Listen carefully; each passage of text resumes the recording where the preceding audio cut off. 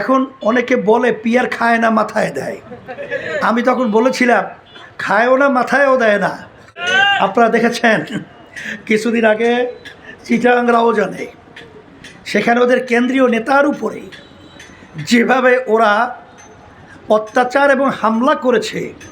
আইয়ামে আজকে বাংলাদেশ স্বাধীন হলো 53 বছর শেষ হয়ে 54 বছর চলছে।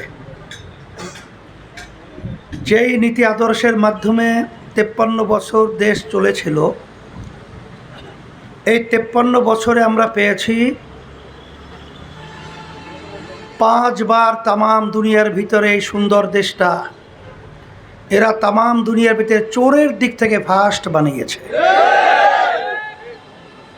এদের পরিচালনা আমরা পেয়েছি হাজার হাজার মায়ের কোল সন্তান হারা করেছে। এদের পরিচালনায় আমরা পেয়েছি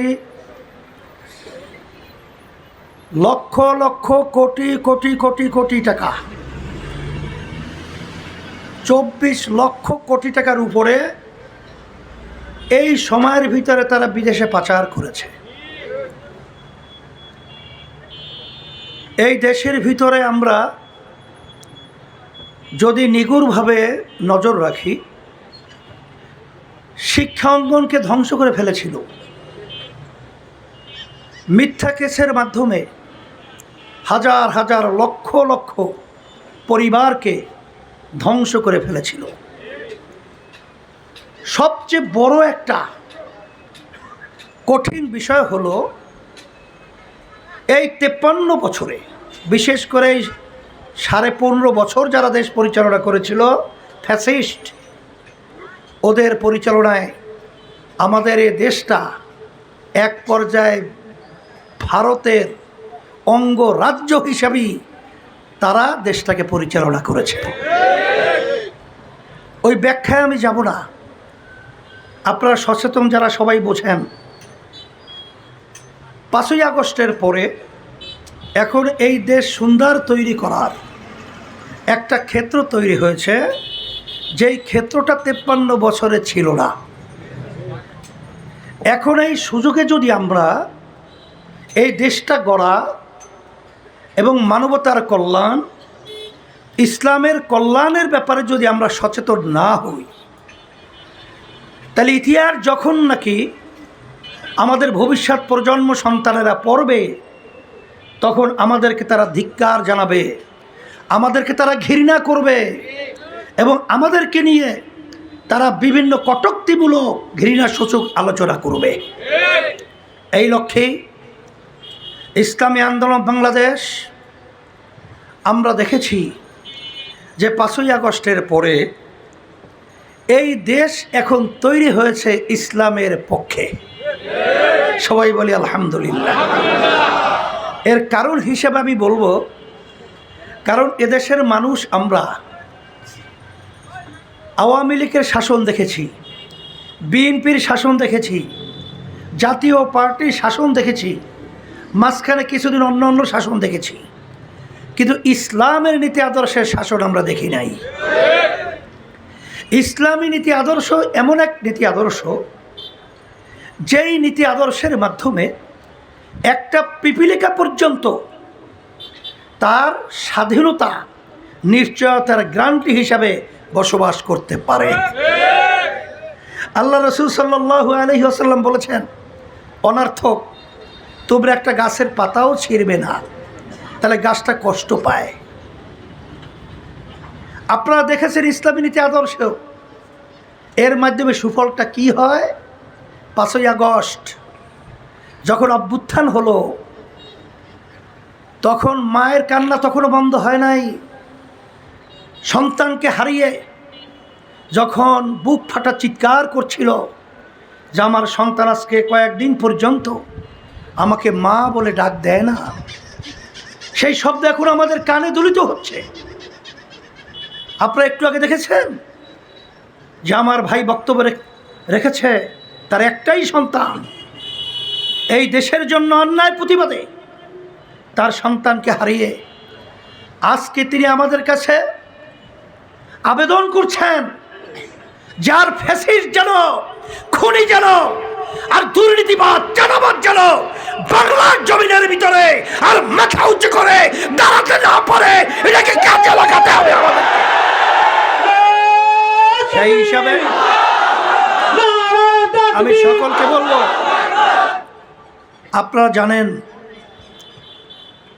যে যখন প্রশাসনের কার্যক্রম স্থবির হয়ে গেছিল, এক পর্যায়ে রাস্তার মধ্যে যানজট লাঘবের জন্যে ট্রাফিকরা যখন দায়িত্ব ছেড়ে দিয়েছিল, তখন আপনারা দেখেছেন আমরা যারা ইসলামী নীতি আদর্শ লালন করি, তখন আমরা ওই ভারতের শকুন চক্ষু থেকে আমাদের দেশকে নিরাপদের জন্য রাখার, আমরা তখন সংখ্যালঘুদের জানমাল ইজ্জত এবং ওদের উপাসনালয়গুলো আমরা সংরক্ষণের জন্য পাহারাদের দায়িত্ব পালন করেছি। তখন আমরা রাস্তার মধ্যে আপনারা দেখেছেন মানুষের কষ্ট লাঘবের জন্যে ট্রাফিকের সিগন্যালের দায়িত্ব পালন করেছি। আর তখন এক শ্রেণীর তখন তারা ব্যস্ত হয়ে গেছে চাঁদাবাজি করার জন্যে, তখন ওরা ব্যস্ত হয়ে গেছে ঘাট দখলের জন্যে, স্টেশন দখলের জন্যে, তখন ওরা বিভিন্ন কেস বাণিজ্য শুরু করেছে। আমি বলবো যে যাদেরকে আমরা দেখেছি নতুনভাবে তাদেরকে পরীক্ষা করার আর প্রয়োজন হবে, এটা কি আমরা মনে করি? এরা নতুনভাবে আমাদেরকে কি দিবে? এটা তো আমাদের কাছে তারা পরিষ্কারভাবে সিগন্যাল দিয়েই ফেলছে, যেখানে ওদের কেন্দ্রীয় নেতা পর্যন্ত ওদের কাছে নিরাপদ নয়। আপনারা দেখেছেন কিছুদিন আগে চিটাগাং রাউজানে, সেখানে ওদের কেন্দ্রীয় নেতার উপরে যেভাবে ওরা অত্যাচার এবং হামলা করেছে, আইয়ামে জাহিলিয়াতকেও ছাড়িয়ে ফেলছে। কি দেখেন নাই? তাহলে বোঝা গেল ওদের কাছে কেন্দ্রীয় নেতা ওদের কাছে নিরাপদ নয়। শুধু তাই নয়, ওদের দলীয় লোকরা ওদের কাছে নিরাপদ নয়। কারণ এই 5ই আগস্টের পরে এই 1 বছরের ব্যবধানে এই চাঁদাবাজির ভাগাভাগি এবং শক্তি একটা জায়গায় বিস্তারের লক্ষ্যে প্রায় 200-র মতো নিজেকে মেরে ফেলছে। দেখছেন না? দেখেন নাই? এই জন্য আমি বলবো আমার ভাইদেরকে, আমাদের কথা আমরা বলেই যাব, কে শুনবেন না তা তো জানি না। যারা দেশকে ভালোবাসেন, যারা ইসলামকে ভালোবাসেন, যারা মানবতার কল্যাণ চান, আমি তাদেরকে উদাত্ত আহ্বান জানাবো, আসেন আমরা ইসলামকে একটু পরীক্ষামূলক দেখি। কারণ আমি তো মুসলমান, আমার নীতি আদর্শ হলো ইসলাম। যে মুসলমান ইসলামী নীতি আদর্শকে পছন্দ করে না, সে মুসলমান দাবি করার অধিকারী থাকতে পারে না।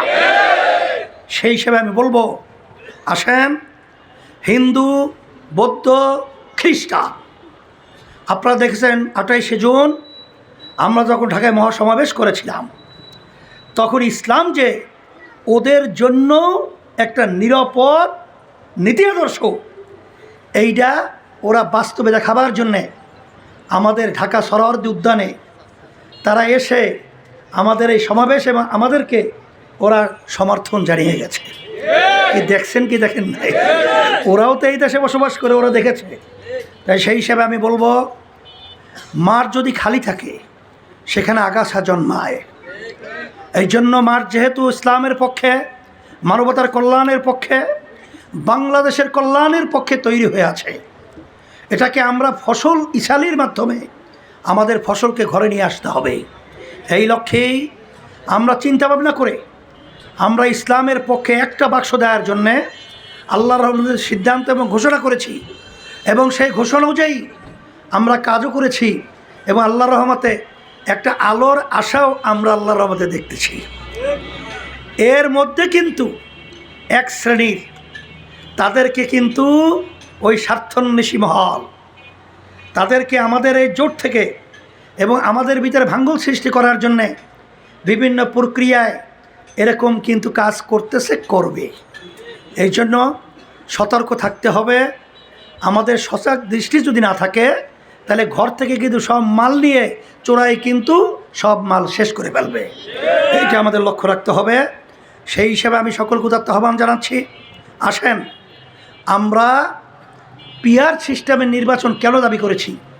এক কথায় আমার ভাইরা এখানে বিভিন্ন ব্যাখ্যা দিয়েছে, আমি আপনাদেরকে পরিষ্কারভাবে বলছি, পিআর সিস্টেম নির্বাচন পদ্ধতি ছাড়া জাতীয় সরকার হয় না, আর এই পদ্ধতি ছাড়া ফ্যাসিস্ট দূর হয় না, এককভাবে ক্ষমতায় যাওয়ার প্রবণতা বন্ধ হয় না, এবং প্রতিটা ভোটারের অধিকার রক্ষা হয় না। এই জন্য এই পদ্ধতিটা আপনারা একটু ভালো করে দেখবেন। এখন অনেকে বলে পিয়ার খায় না মাথায় দেয়, আমি তখন বলেছিলাম খায়ও না মাথায়ও দেয় না। যারা এই পিয়ার বোঝেন না তাদের রাজনীতি করার অধিকারী বাংলার জমিনে থাকে। সেই হিসাবে দেশকে যারা ভালোবাসবেন, যারা মানবতার কল্যাণ চাবেন, তাদেরকে আমি উদাত্ত আহ্বান জানাবো যে বিগত 53 বছর আমাদের দেশে নির্বাচন হয়েছে, কিন্তু সেই নির্বাচনের মাধ্যমে কালো টাকার দৌরাত্ম্য, পেশি শক্তির ব্যবহার বিভিন্ন পর্যায়ে কলঙ্কিত হয়েছে। ওই নির্বাচন আমরা আর দেখতে চাই না। আমরা দেশকে সাজাবার জন্যে এই পিআর পদ্ধতির নির্বাচন যারা আসতে চায় না, তারা কিন্তু কোনো যৌক্তিক কোনো প্রমাণ তাদের কাছে নাই, থাকতে পারেও না। সেই হিসাবে আমি সকলকে তার আহ্বান জানাবো, আসেন আমরা সবাই একাকার হয়ে আমরা দেশকে গড়ার জন্যে, ইসলামের পক্ষে, মানবতার পক্ষে আমরা যেন সবাই কাজ করতে পারি, সেই আশাবাদ আমরা ব্যক্ত করছি। আর আলহামদুলিল্লাহ আপনাদের এই পাবনার যে মোট 5টা আসনের মধ্যে এখানে এক আসনে আপনাদের হাত পাকা প্রতীকে মাওলানা আব্দুল গনি সাহেবকে আমরা হাত পাকা প্রতীক তার হাতে উঠিয়ে দিয়ে আপনাদের কাছে আমানত হিসাবে রেখে, আর পাবনা পূর্ব আপনার 2 আসনে আমাদের মাওলানা আফজাল হোসেন কাসিমি, তাকে আপনাদের কাছে হাত পাকা প্রতীক হাতে উঠিয়ে দিয়ে আমি আমানত হিসেবে আপনাদের কাছে রেখে গেলাম। ইসলামের দেশের পক্ষে আল্লাহ যেন কবুল করে নেয়। আর আমার ভাইরা তো বক্তব্য রেখেইছে যে যখন আমরা যদি নির্বাচনী যে জোট আছে, যখন আমরা সিদ্ধান্ত কেন্দ্র থেকে যেভাবে দেব, আপনারা তার পক্ষে ইসলামের পক্ষে কাজ করবেন। আল্লাহ আমাদের সকলকে তৌফিক দান করুক। আল্লাহুম্মা আমিন। রব্বানা আতিনা ফিদ দুনিয়া হাসানাহ ওয়া ফিল আখিরাতি হাসানাহ ওয়া কিনা আযাবান নার বিরহমাতিকা ইয়া আরহামার রাহিমিন।